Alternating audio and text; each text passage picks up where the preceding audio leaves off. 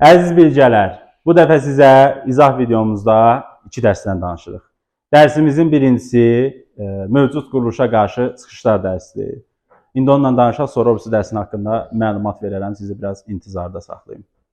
Ümumiyyətlə, mövcud quruluşa qarşı çıxışlar dərsindən söhbət eləyəndə 20-ci əsrin əvvəlində fəhlələrin vəziyyəti barədə kiçik məlumat vermək lazımdır. Hansı ki, 19-cu əsrin sonunda onsuz da bu fəhlələrin vəziyyəti barədə məlumat vermişdik. 20-ci əsrin əvvəllərində də elə bir sizləyən dəyişiklik həyata keçirilməyibdir. Əsas onu deyirik ki, iş saatları çox idi, 11-14 saat demək olar ki, işləyirdilər. Bəyaz misal çəkdiyim söhbət oxşuyur bunların ki. İkincisi, əmək haqqları az idi, ona görə bunlar narazı idilər, şikayət edirdilər. Sığortalar yox idi, binanın 3-cü mərtəbəsində cübbultu ilə yerə dəyib, tikələri qulaqları boyda olsa da, heç kim onların ailələrinə gedib 5 manat verməyəcəkdi. Yəni, fəhlələrin vəziyyəti ürək açan deyil idi. Ona görə də fəhlələr ayağını salaşarıq. Ona görə də maho ağa kimi oturmuşsan, nə olur? Fəhlələr ona görə də narazı idilər. Və artıq 20-ci əsrin əvvəllərində bu narazılığın yeni bir mərhələsi başlayır. Ümumiyyətlə, bir keçən dərslərimizdən kiçik xatırlatma eləyim. Çünki ifadələrə diqqətlə fikir verməliyik. Mən indi illərin qeyd edəcəm hadisələrin. 19-cu əsrin 70-ci illərində fəhlələrin pərakəndə tətilləri başlamışdı. Tətil sözünün mənası nədir? Sizin indi istirahət kimi başa düşdüyünüz tətil sözü elə həmin vaxtda yaranmışdı. Yəni, fəhlələrin öz fəaliyyətini dayandırıb, işlərini görməkdən imtina etməsinə, etiraz aksiyası keçirməsinə tətil deyirdilər. Və onlar da elə istirahət istəyirdilər. Məqsədlərindən biri oldu, dərs gedişində söhbət edəcəm. 19-un dedik 70-ci illərində pərakəndə tətillər başlamışdı. Bəs iş mütəşəkkil tətil nə vaxt olmuşdu? 1895-ci ildə olmuşdu. Bunlar keçmiş dərslərimizdəndir. İfadələrə sadəcə fikir vermək üçün deyirəm. Bu dərsimizin içində isə bizim söhbət etdiyimiz 1902-ci ildə ilk açıq siyasi nümayiş həyata keçirilmişdi. Bu tətilin özü Bakıda həyata keçirilmişdi. Çünki niyə? Fəhlələrin böyük bir qismi Bakıda yaşayırdılar, ona görə də əsas mərkəz Bakı olmalıdır təbii ki. İlk açıq siyasi keçirildi. Bax, bu tətili ona görə deyirəm. Siz oxuyanda bayaq dediklərimlə bunları əlavə eləyəsiniz. Onda biraz qarışıqlıq yaranacaq. Ona görə diqqətli olub ifadələrə diqqətlə fikir verməlisiniz. Sonra bunun ardınca bu haqqda geniş məlumat yoxdur. Bundan sonra 1903-cü ildə ilk ümumi tətil keçirildi. Qulaq as. İlk ümumi tətil keçirildi. Nə varırsan, ay bala? Başınız xarabdır, bala sizin. İlk ümumi tətil də Bakıda keçirilmişdi. Bakıda harada keçirilmişdi desəm, sən deyərsən ki, Bibi Heybətdə keçirilmişdi. Bu tətildə fəhlələr tətil komitəsi yaratmışdılar. Tətil komitəsinin xüsusi tələbnaməsi var idi. Bayaq saydıqlarımı aradan qaldırmaq istəyirlər. Yəni deyirlər ki, bizim iş saatımızı azaldın, əmək haqqımızı artırın. Tətil komitəsi də həmin tətillərin işini bir mərkəzdən idarə etmək məqsədi ilə yaradılmışdı. Bunların tələbləri qismən qarşılanmışdı deyir. Bax, qismən qarşılanmışdı. Tələbləri yerinə yetirilmişdi. Amma tamamilə yerinə yetirilmişdi ifadəsi versə, səhv olacaq sizə. Növbəti isə sizə 1904-cü ildə Balaxanı tətillərindən danışır. Balaxanı tətilləri bu tətillərin içərisində ən əhəmiyyətli tətil olmuşdu. Balaxanı tətillərinin nəticəsində 1904-cü ilin dekabrında Mazut Konstitusiyası imzalanmışdı. Baxın, Mazut Konstitusiyası neft sənayeciləri ilə neft sənayesinin fəhlələri arasında imzalanmışdı. Bu ifadələrin hamısını ona görə vurğulaya deyirəm ki, oradan bir ifadəni çıxardıb yerinə başqa şey qoysan, aləm deyər bir-birinə. Və Mazut Konstitusiyasının tərkibi 100% əzbər olmalıdır. Birinci növbədə 9 saatlıq iş gününə salındı bunların iş saatları. Əmək haqqları 20-25% artırıldı. Həftədə bir dəfə istirahət, ayda bir dəfə, ildə bir dəfə məzuniyyət hüququ verildi bunlara. Dördüncü isə o idi ki, burada cənubdan gəlmiş fəhlələrlə buradakı fəhlələrin hüquqları bərabərləşdirildi. Yəni cənubdakılara biraz baskı göstərirdilər və bunların hüquqları bərabərləşdirilir. Bəs sizdən soruşsa ki, Mazut Konstitusiyasının imzalanması ilə bu fəhlə tətilləri dayandı mı? Deyirsiniz, xeyr. 1905-in yanvarında yaxud 5-in əvvəllərində yeni bir müştərək müqavilə imzaladı. Texniki sahənin, mexaniki sahənin fəhlələri ilə. Və ondan sonra tətillər dayandı. Bu sizin fəhlə tətilləriniz idi. Qısa bu haqda bu qədər əhatə eləyir girişdə. İkinci hissədə bizim söhbət elədiyimiz sahə burja inqilabından danışmalıyıq biz burada. Ümumiyyətlə, Rusiyada burja inqilabı 1905-7-ci illəri əhatə edir. Bunu bəzən Rusiyanın birinci inqilabı da adlandırırlar. Bu inqilabın əsas özü onsuz da Rusiyada olmalıydı və yanvar ayında bazar günlərin birində paytaxt şəhərdə fəhlələrin hökumət tərəfindən qətlə yetirilməsi bu qanlı bazar günü adı ilə daxil olmuşdu və bu hadisədən sonra burjua inqilabı biraz da alovlanır. Və biz təbii ki, uzaqda yerləşirdik, bizə də biraz gec çatırdı. Ona görə 1905-in ortalarında gəldi bizə xəbər çatdı ki, bəs Rusiyada cəmaatı qırıblar. Bu cəmaatın qırğın xəbərini eşidəndən sonra bizim ərazimizdəki fəhlələr də başladı hərəkətlənməyə ki, burada tədbirlər görsünlər. Məsələn, yenidən tətil komitələri yaradıldı, yeni ərazilərdə tətillər həyata keçirilməyə başlandı bunlar və bir də 1905-ci ilin noyabrın 25-də Bakı Fəhlə Deputatlar Soveti yaradılmışdı. Bu Fəhlə Deputatlar Soveti davam eləmişdi 1906-cı ilin fevralın 23-nə qədər. Bu hərəkat dövründə dostlar, birinci növbədə Rusların ənənəvi bir siyasəti var idi, parçala və hökmranlıq et. İndi mən burada sizə danışacağım əsas şey müsəlman erməni qırğınları davası olacaq. Sadəcə ona qədər istəyirəm ki, bu hərəkatla bağlı hadisələrin hamısını danışım, axırda müsəlman qırğınlarına yer verim. Birinci növbədə əhalinin fikrini yayındırmaq üçün bu dediyim kimi parçala hökmranlıq et qaydasından istifadə ilə cəmaatı bir-birinə qırdırırlar və inqilab avtomatik yaddan çıxır. İkincisi isə burada bu inqilabdan istifadə edib bir sıra vəzifə və belə deyim ki, vəzifələr ya bərpa eləmişdilər, ya da ki, yenidən yaratmışlar. Məsələn, 1905-ci ilin əvvəllərində, fevral ayında Bakı general qubernatorluğu yaradılmışdı. Eyni zamanda 1905-in fevralında Qafqaz canişini bərpa edilmişdi. Mən sizdən sorursam, mənə cavab verə bilərsiniz, Qafqaz canişini nə vaxt yaranıb? Ay, səni verənə şükür, bala. 1844-cü ildə Qafqaz canişini yaradılmışdı. Sonra nə vaxt ləğv olmuşdu? Yox, 1883. 1883-də ləğv olunur. 1905-də yenidən bərpa olunur. 1917-də tamamilə ləğv olunur. Yəni, burada bir söz oyunu var. Söz oyunu odur ki, sizə çaşdırmaq üçün burada deyək ki, məsələn, 1905-ci ildə Qafqaz canişini ilk dəfə yaradılmışdı. Bu ifadə səhvdir. Bərpa olunmuşdu. Çünki 1844-də ilk dəfə yaradılmışdı onsuz da. Bunun ardınca Qafqaz canişini və Bakı general qubernatorluğu yaradılır və 1905-ci ilin oktyabrında, o 17 oktyabr tarixində bir manifest imzalanır. Elə buna oktyabr manifesti deyirlər. Manifestdə elan olunan məlumat haqqındadır. Yəni, tərkibində nələr verilmişdi. İnsanlara orada məlumat verirlər ki, siz insanlar sərbəst toplaşma, sözünü demə, nə bilim, dumalara seçkilərdə iştirak etmə hüquqları əldə edirsiniz. Əslində, bu manifestin imzalanması fəhlələrin və burjua tətilçilərinin bir uğuru kimi hesablanırdı. Amma 1905-ci ildən danışmışkən, istəyirəm bu dəmdə mən qayıdım müsəlman qırğınlarını danışım, sonra davam edirəm buradan. Dediyim kimi, 1905-ci ilin fevralında, xüsusilə də Bakı general qubernatorluğu təyin edilmiş, o Nikitçedir, nədir onun adını deyəmirəm. Nəysə, o başlayır bir plan hazırlayır. Təbii ki, qırğınların ilk başı Bakıda başlamalıydı. Çünki Bakı mərkəzli və Bakıda o dövrdə fəhlələrə görə başqa millətlərin sayı üstünlük təşkil edirdi. Fevralın 2-sində Bakıda qırğınlar başlayır, fevralın 6-sında, 9-unda qırğınlar daha da genişlənir. Bakıda qırğınlarda o qədər uğur qazana bilmirlər deyə Bakıdan sonra keçirlər bölgələrdə qırğınlar törətməyə. Məsələn, bu bölgələrdən biri Şuşa idi, bu bölgələrdən biri İrəvan idi. Hətta bu qırğınlar zamanı Naxçıvanın Cəhri kəndində demək olar ki, soyqırım törədirlər. Yəni, bir ailənin bütün üzvlərinin öldürülmə, kəndin əksər insanların öldürülməsi soyqırım deməkdir. Və Naxçıvanda da soyqırım törədirlər. Bu Şuşada qırğınlar 2 dəfə baş verir. Biri 1905-ci ilin avqustunda baş verir. Burada Cənubi Azərbaycandan gəlmiş 17 dənə fəhləni qırırlar, öldürürlər. Və təbii ki, bu bir şey də qeyd edeyim ki, bu qırğınlar zamanı ermənilərə kömək edən əsas ruslar idi. Üçüncü qruplar ya keçib, ya da keçəcəklər. Bu, Cəfər Cabbarın 1905 piyesi var. Onun haqqında bilmirəm, sizdə çıxarılıbdır, yoxsa yox. Bəlkə də çıxarılıbdır, bilmirəm. Amma o əsər var. O əsərdən bir dənə maraqlı səhnə var. Bu qırğınlar dövründə ermənilər, bizimkilərlə ermənilər atışırlar. Və nə tərsi olursa, indi atışma bir qədər səngiyir.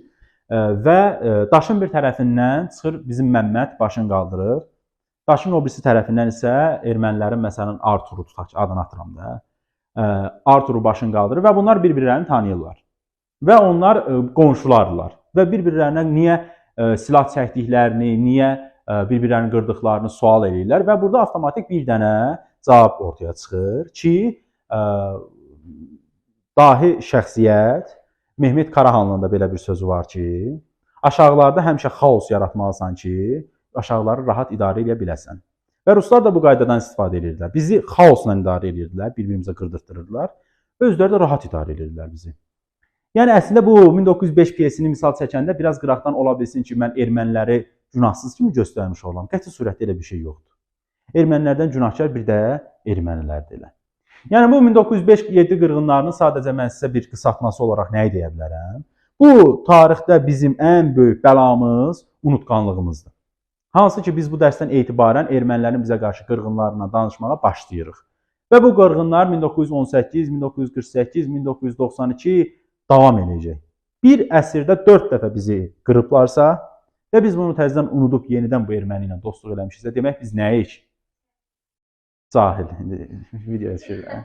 Bu düzgün bir şey deyil. Və indi biz ermənilərlə müharibəni bitirmişik. Azdan çoxdan burada 3-4 dənə erməni var. Amma biz ermənilərlə dost olmamalıyıq. Çünki dost olduq təqdirdə bir əsrdə 4 dəfə başımıza gələn hadisə növbəti əsrdə yenə gələcək başımıza. Sadəcə burada bir fərqli məqam var. Bu 19-cu əsrdə biz ancaq mağduruyduq, türklər demiş. Yəni əzilən tərəf biz idik. Amma 20-ci əsr, 21-ci, daha səhv dedim, 20-ci əsrdə. 21-ci əsrdə vəziyyət fərqlidir. Bu dəfə ermənilər özlərini əzilən tərəf kimi görürlər. Hansı ki, 2-ci Qarabağ müharibəsində, antiterror əməliyyatlarında 5 dənə başlarını əzmişik axı. Və özlərini əzilmiş tərəf kimi görürlər. Ona görə özlərini haqlı sayırlar. Yəni siz başa düşün ki, ermənidən bizə dost olmaz. İndi isə bu qırğınlardan danışıb Bakı Şuşa qırğınlarını davam edirəm. 1905-ci ildə bu Şuşada baş vermiş qırğınlar bir müddət sonra səngiyir və bu kitaba əlavə olunmuş yeni məlumatı, yəni bu dediyim təzə kitabda var. 1906-cı ilin əvvəllərində Tiflis şəhərində bu ermənilərlə bizim nümayəndələr arasında görüş keçirilir və sülh imzalanır ki, bir-birimizi qırmayaq, normal adam kimi yola gedək. Bu görüşdə bizim 2 dənə nümayəndəmiz iştirak edir. Bir Topçubaşov idi, bir də Əhməd bəy Ağayev. O razılaşma əldə olunsa da çox keçmədən tərəflər arasında yenə qırğınlar başlayır. 1906-cı ilin əvvəllərində Şuşada yenə qırğın baş vermişdi. 1906-cı ilin iyulunda yenə qırğın baş vermişdi. Hətta bu Şuşa qırğınları zamanı rusların bir dənə məmuru vardı Şuşada, Qoloşapov. Bir dənə 05 Arağa, Kalpasiya ermənilərə silah-sursat verirdi. Ermənilər də gəlib Şuşada bizi qırırdılar. Amma bu nəhayət ki, gözümüz aydın oldu və qisas yerdə qalmadı. Bu dövrdə indi növbəti dərsdə bundan ətraflı danışacağım. Difai partiyası yaradıldı. Bu Difai partiyası həmin Qoloşapovun başını əzdi. Yəni, şükür Allaha ki, bir dəfə bizim haqqımızdan gələn oldu, bizim haqqımızı müdafiə edən oldu. Həmişə elə zığ-zığ kimi Azərbaycan tarixinin ən zəhləm gedən xüsusiyyəti ancaq ağlamaqdır. Yəni, sən bu dərsi keçirsənsə, qabaqdakı da istəyir ki, elə gərək ağlayasan, hə qardaş? Mən istəmirəm mənim qarşımdakı uşağa ancaq qəmi, qüssəni danışım, ancaq yası öyrədim. Belə uşaqlarda istər-istəməz, ümumiyyətlə belə insanlarda istər-istəməz içərisində ölü bir insan yatır. Cəsarət ölür. Biri var, mən sizə həmin qırğınlardan nifrətlə danışım, sizi nifrətlə doldurum. Biri var, mən burada əzlə-əzlə, büzülə-büzülə, qəmgin halda danışım, sizin də uzaq başı gözünüzdə olacaq. Yəni bu gözdə olmadan sonra erməni heç kim nifrət eləməyəcək. Ona görə ölmək lazım deyil. Demirəm indi öldürmək lazımdır. Prosta ən azından da diri olmaq lazımdır. Gözü qulağı açıq olmaq lazımdır. Və bu hadisələrdən sonra Şuşada dediyim kimi 2-ci qırğın baş verəndə burada kütləmizin böyük bir hissəsinin Laçının olduğunu nəzərə alaraq bunu da vurğulayıram ki, o dövrdə Laçınımızın fəxri olan Sultan bəy Sultanov və Xosrov bəy Sultanov qardaşları var idi. Bu insanlar əjdahaydılar. 20-ci əsrin əvvəllərində Azərbaycan tarixində həqiqətən sözünü demiş adamlardan idilər. Yəni isə bu insanları təriflədim, kifayət eləyir. Bu insanlar nə etmişdi? Qarabağ ərazisində, xüsusilə də Şərqi Zəngəzur ərazisində və Şuşada da onların bir yaxşılığı dəymişdi cəmaatımıza. Erməniləri əhalini qıranda gəlib erməniləri qırmışdı. Sadəcə onların xoşuma gəlməyən xüsusiyyəti bir dənə onu deyim, yaxşını da demək lazımdır, pis də demək lazımdır. Əslində bu xüsusiyyət onların milli qürur hissindən gələn bir şeydir, amma mən bunu dəstəkləmirəm. Məsələn, belə bir rəvayət var ki, bu Sultanov qardaşlarından biri Andraniki tutur. Bilmirəm indi Andranikin adını eşitmisiniz yoxsa yox. Ermənilərin məşhur sərkərdələrindən biri idi. Bu Andraniki tutur, qulağını kəsir. Ona görə mən sizə arada deyirəm ki, uşaqlar, bir-birinizə Andranik deməyin, qulağı kəsilmiş deməyin. Bax, o Andranik bu Andranikdir. Bu Andranikin qulağını kəsir Sonra da ayaqlarını belə aralayır ki, keç ayağımın altından. Bu yəni mənəvi cəhətdən Androniki sındırır da, belə deyək, loru dildə desək. Amma mən bunu dəstəkləmirəm. Çünki niyə? Andronik ermənidir də, tipik ermənidir. Keçir onun ayaqlarının arasından, durur gedir, qulağını da türklər demiş, pansuman eləyir. Sonra yenə əlini alır, silah sursatıb başlayır bizim cəmaatı qırmağa. Az ol. Onu belə eləyənəcən, qulağını kəsəncə başını kəs, tulla, tutarsın. Belə şeylər eləməyin dostlar. Qulağını kəsin, burnunu kəsin, başını kəs, qutardı. Başını vur güllə ilə, qorxursan, qan görmək istəmirsən, daşı çırp başına. Qan çıxmayacaq onda. Qoy ölsün, qutarsın. Yoxsa belə hərəkətlər eləməyin. Yəni Sultan bəy Allah rəhmət eləsin, prosto yeri yox idi də yəni. Yəni onun yekunda deməkdə məqsədim o idi ki, Sultan bəy və Xosrov bəy qardaşları sağ olsunlar. Burada bizim biraz abrımızı ötüb ermənilərin bir başını gözünü kəsə-kəsə bir tər bizi ağ günə çıxartdılar. Amma bu qırğınlar yenə də davam edirdi. Xüsusilə də ermənilər İrəvanda, Naxçıvanda, Zəngəzurda qırğınlar törədirdilər ki, oradakı cəmaət qaçqın qismində gəlsin, ərazi boşalsın, gələcəkdə məskunlaşsınlar. Yəni belə bir şeylər var, belə bir ağıllı hərəkətlər edirlər. Nə qədər deyir, düşməni kiçiltmək lazım deyil. Nə qədər erməni olsalar da ağıllı oldular. Yəni onların ağlını düzgün qiymətləndirmək lazımdır. Və bunun ardınca dostlar, qırğınlar hissəsindən kifayət qədər danışdım məncə. Bu qırğınlar bəs eləyir. İndi isə mən sizə söhbət eləmək istəyirəm. Bayaq dediyim 1905-ci ilin oktyabrında manifestə görə biz bir sıra hüquqlar qazanmışdıq. Hansı hüquqlar idi bunlar? Məsələn, dumalara seçkilər keçirilmişdi. Eyni dövrdə, təqribi yaxın dövrdə qurultaylar keçirilmişdi. Ümrusiya müsəlmanların qurultayları. Bunları çərçivənin içərisində verilib bu danışdıqlarım sizə. Bayaq qeyd etmişəm, yenə təkrardan vurğulayıram. Hamısını dənə-dənə əzbərləmək lazımdır. Məsələn, 1905-ci ildə yanvar ayında Nijni Novgorod şəhərində Ümrusiya müsəlmanların birinci qurultayı keçirilmişdi. Və bu qurultayda Ümrusiya müsəlmanlarının ittifaqı yaradılmışdı. Bu ittifaqın rəis müavini deyək də, başçısı müavini isə bizim cənab Topçubaşov təyin edilmişdi. Və Ümrusiya müsəlmanları yığışırlar bir yerə Nijni Novgorod şəhərində. Deyirlər ki, gəlin özümüzü adam kimi aparaq, işlərimizi düzgün quraq, birləşək, böyüyək, inkişaf edək. Təqdir ediləsi bir şeydir və necə təsirli olursa 1906-cı ilin yanvarında Peterburq şəhərində ikinci qurultay keçirilir. İkinci qurultayda baxaq, bura diqqət edirsiniz. Bu Ümrusiya müsəlmanlar ittifaqının müvəqqəti proqramı və nizamnaməsi qəbul olunur. Bu ikinci qurultaydadır. Yəni hansı qurultayda nə olub, onu dənə-dənə soruşacağam. Üçüncü qurultay isə yenə 6-cı ilin avqust ayında yenə də Nijni Novgorod şəhərində baş tutmuşdu. Bu qurultayda isə daimi yerin mərkəzi Bakı komitə yaradılmışdı, mərkəzi komitə yaradılmışdı. Onda daimi yeri Bakı olmuşdu.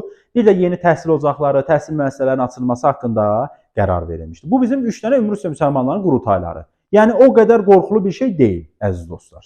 İndi isə qorxulu hissəyə keçirik. Qorxulu hissə nədir? Dumalar. Bu duma nə deməkdir? Elə bir ki, qısa parlament kimi bir şeydir. O dövrdə məclis idi, məclis olsun.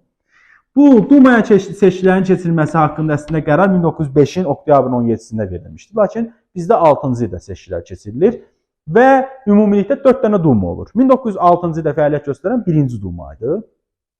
Və bu Dumada olan deputatların adının hamısını əzbərdən öyrənmək lazımdır. Topçubaşov, Haqverdiyev, Ziyadxanov, Muradxanov, Məmməd Tağı Əliyev, bir də təzə kitabda əlavə olmuşdu İravanski. Bunların 6-sının da adını əzbərləyirik. Qısa müddət sonra bu dumanı buraxır uruslar. Deyirlər ki, biz sizdən razı qalmadıq. Allah sizdən razı qalsın. Ondan sonra amma Topçubaşov fəaliyyətini dayandırmır və Vyborg bəyannaməsi deyilən bir sənədi imzalayır. Ona görə də Topçubaşov nə edirlər? Basırlar içəri. Topçubaşovla bərabər orada Ziyadxanov da həbs edirlər. İndi gülə-gülə deyirəm. Gələn dəfə gülə-gülə soruşmayacağım bunu. Hansı deputatlar həbs olmuşdu desəm, deyəsiniz bir Topçubaşov, bir də sağ ol, bir də Ziyadxanovu həbs eləmişdilər.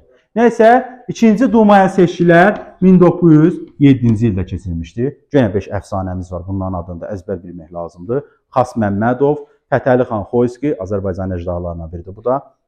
Ondan sonra Şahtaxtinski, bu da lazımlı adamlardan biridir. Sonra Zeynal Zeynalov var, Mustafa Mahmudov var. Bu 5 nəfər də Dumada seçkilərdə iştirak edir, amma bu da çox uzun çəkmir. Elə həmin ildə fəaliyyətini dayandırır. İndi isə keçirik 3-cü Dumaya. 1907-ci ildə seçkilər keçirilir. 1912-ci ilə qədər fəaliyyət göstərir.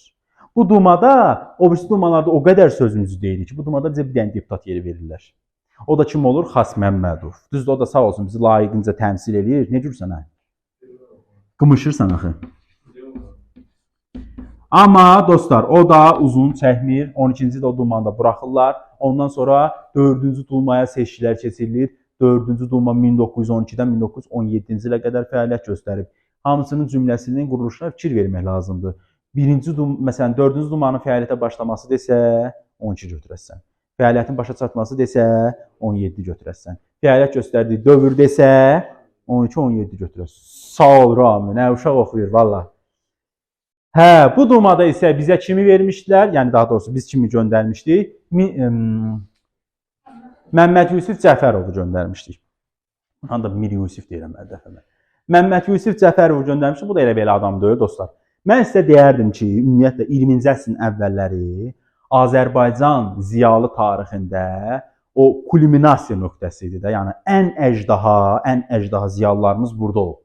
Məmməd Əmin Rəsulzadə, Topçubaşov, Xoyski, ondan sonra Haqverdiyev, ondan sonra Şahtaxtinski, Xas Məmmədov, bu Cəfərovun özü o qədər Nəsbə-Yusbəli, o qədər əcdahalar yetişdirmişdi ki, elə ki ondan sonra divimizə bir pastı mismar vurdular, quruduq. Böyle. Tanıdın? Küçə adı zadlı və şeydə işdirsən. O birisi dəstə indi ondan söhbət eləyəcəm. Niyə oğlu? Nəsib Yusuf bəyli? Şahtaxtinski.